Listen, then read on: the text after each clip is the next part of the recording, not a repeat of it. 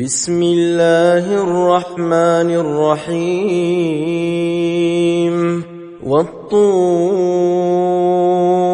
وكتاب مسطور في رق منشور والبيت المعمور والسقف المرفوع والبحر المسجور إن عذاب ربك لواقع ما له من دافع يوم تمور السماء مورا وتسير الجبال سيرا فويل يومئذ للمكذبين الذين هم في خوض يلعبون يوم يدعون إلى نار جهنم دعا هذه النار التي كنتم بها تكذبون أفسحر هذا أم أنتم لا تبصرون اصلوها فاصبروا أو لا تصبروا سواء عليكم إنما تجزون ما كنتم تعملون إن المتقين في جنات ونعيم فاكهين بما آتاهم ربهم ووقاهم ربهم عذاب الجحيم كلوا واشربوا هنيئا بما كنتم تعملون متكئين على سرر مصفوفة وزوجناهم بحور عين والذين آمنوا واتبعتهم ذريتهم بإيمان ألحقنا بهم ذريتهم وما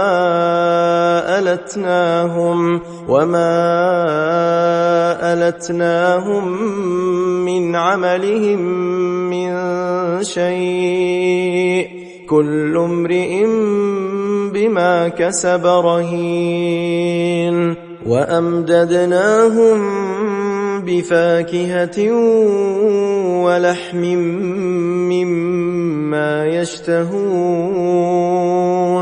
يتنازعون فيها كأسا لا لغو فيها ولا تأثيم ويطوف عليهم غلمان لهم كأنهم لؤلؤ مكنون وأقبل بعضهم على بعض يتساءلون قالوا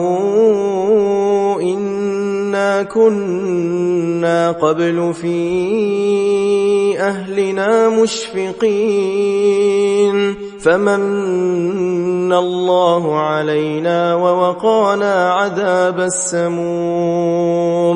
إنا كنا من قبل ندعوه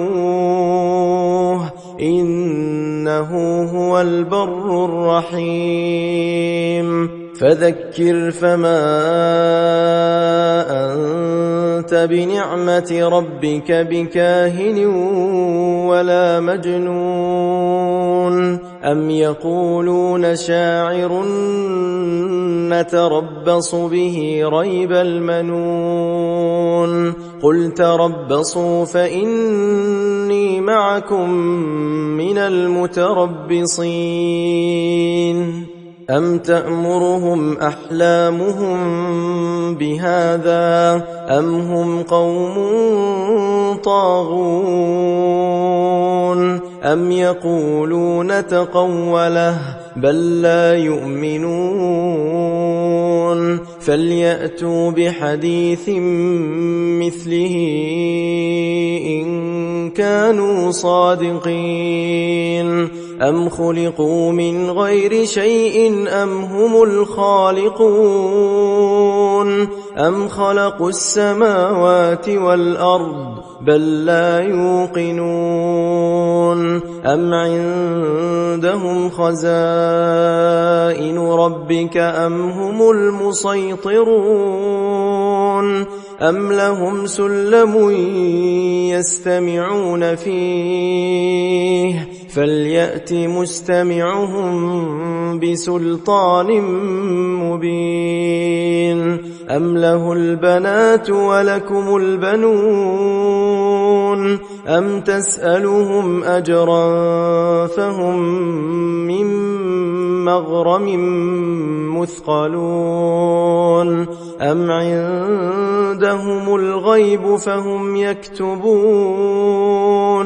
أم يريدون كيدا فالذين كفروا هم المكيدون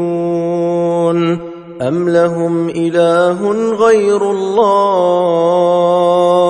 سبحان الله عما يشركون وإن يروا كسفا من السماء ساقطا يقولوا سحاب مركوم فذرهم حتى يلاقوا يومهم الذي فيه يصعقون يوم لا يغني عنهم كيدهم شيئا ولا هم ينصرون وإن للذين ظلموا عذابا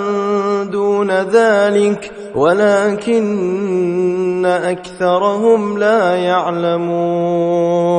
واصبر لحكم ربك فإنك بأعيننا وسبح بحمد ربك حين تقوم ومن الليل فسبحه وإدبار النجوم